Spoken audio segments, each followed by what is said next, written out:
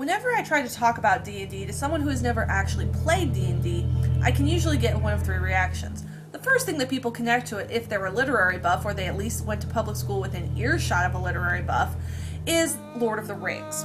And so people will ask, isn't D&D that game where you pretend that you are one of the characters in Lord of the Rings? I'll come back to that. However, if they're familiar with geek culture or internet culture, the other thing that they may know about is this really popular 8-bit theater video, which is actually from an older sketch featured on the Dr. Demento show by a comedy troupe called the Dead Alewives. And it really should not surprise me that the most popular video on the internet about D&D is from a comedy troupe that was actually based out of the same city where the father of role-playing games hosted the best 4 days in gaming for years. But I'm getting ahead of myself. However, failing all of that, the last thing that somebody may know about D&D is at least one stereotype or joke about how only white boys play it. Ah well.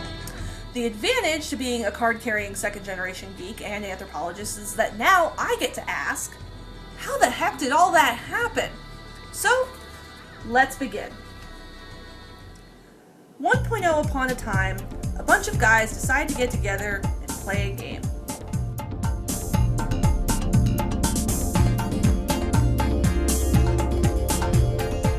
Turns out a lot of people did that before Gary Gygax invented D&D.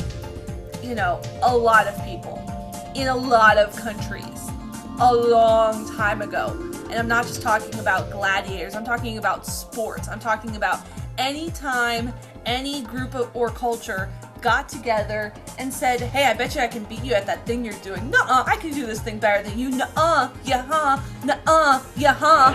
Yes, you can.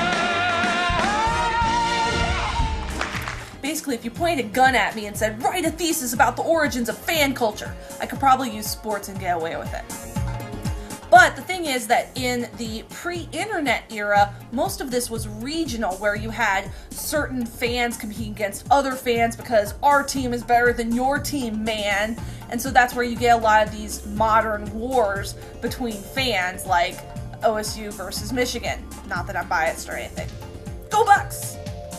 All of that changed, of course, when communication methods changed. Well, see, the Federal Radio Commission wasn't even established until 1926, and this is right around the time that you started getting the first radios in automobiles. But at the time, you still only had jazz standards and swing and bandstands, so yeah, you had the crooners and you had the Rat Pack, but I would argue that you didn't really start getting a fandom in the way that we really think of it in the modern age until Elvis came along.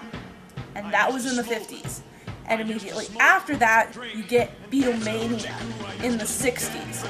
And this is the start of a whole mob of people coalescing around singular figures or entities and instantaneously reacting with love and adoration and not waiting for some academy or some commission or anyone else, some news articles, to declare them to be amazing, but instead responding as a group and saying, we hear it and we love it. We don't need other people's approval in order to like it. So my point is that fandom to me really started as a bunch of unorganized people expressing their love of this thing that they're a fan of, and then maybe it gets organized after that. You start including clubs into the local scene.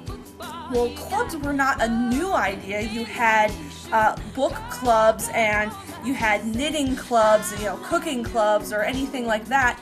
Bridge clubs, card clubs. Now we're getting somewhere.